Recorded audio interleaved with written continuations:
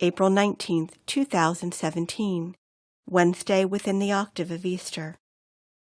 A reading from the Acts of the Apostles. Peter and John were going up to the temple area for the 3:00 hour of prayer, and a man crippled from birth was carried and placed at the gate of the temple called the Beautiful Gate every day, to beg for alms from the people who entered the temple. When he saw Peter and John about to go into the temple, he asked for alms. But Peter looked intently at him, as did John, and said, "Look at us." He paid attention to them, expecting to receive something from them. Peter said, "I have neither silver nor gold, but what I do have I give you. In the name of Jesus Christ the Nazarene, rise and walk." Then Peter took him by the right hand and raised him up, and immediately his feet and ankles grew strong. He leaped up, stood and walked around, and went into the temple with them, walking and jumping and praising God. When all the people saw him walking and praising God, they recognized him as the one who used to sit begging at the beautiful gate of the temple, and they were filled with amazement and astonishment at what had happened to him. The word of the Lord. The responsorial psalm. The response is, "Rejoice, O hearts that seek the Lord. Give thanks to the Lord, invoke his name, make known among the nations his deeds. Sing to him, sing his praise, proclaim all his wondrous deeds. Rejoice, O hearts that seek the Lord. Glory in his holy name. Rejoice, O hearts that seek the Lord. Look to the Lord in his strength.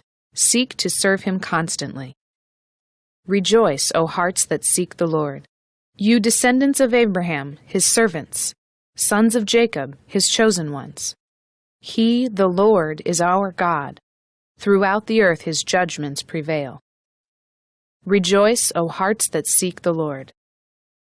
He remembers forever his covenant, which he made binding for 1,000 generations, which he entered into with Abraham, and by his oath to Isaac.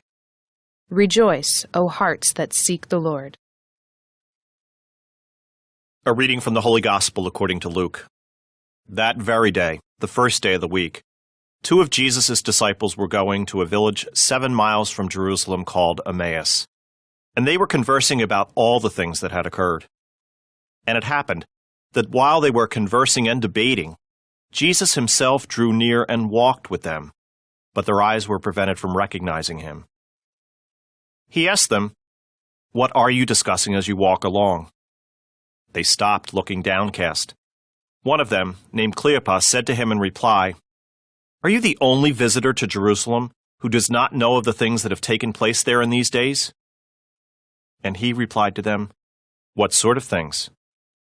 They said to him, "The things that happened to Jesus the Nazarene, who was a prophet mighty in deed and word before God and all the people. How our chief priests and rulers both handed him over to a sentence of death and crucified him. But we were hoping that he would be the one to redeem Israel. And besides all this, it is now the 3rd day since this took place. Some women from our group, however, have astounded us. They were at the tomb early in the morning and did not find his body. They came back and reported that they had indeed seen a vision of angels who announced that he was alive.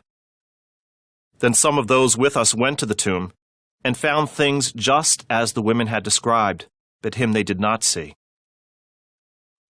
And he said to them, "Oh, how foolish you are!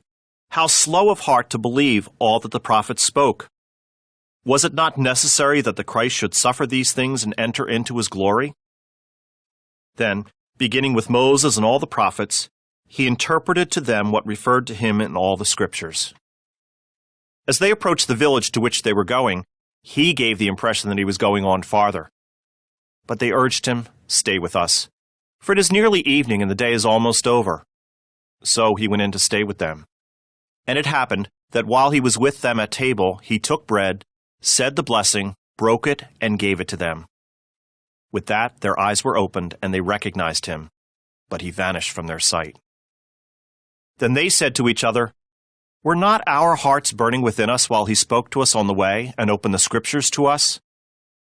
So they set out at once and returned to Jerusalem, where they found gathered together the 11 and those with them who were saying, "The Lord has truly been raised and has appeared to Simon."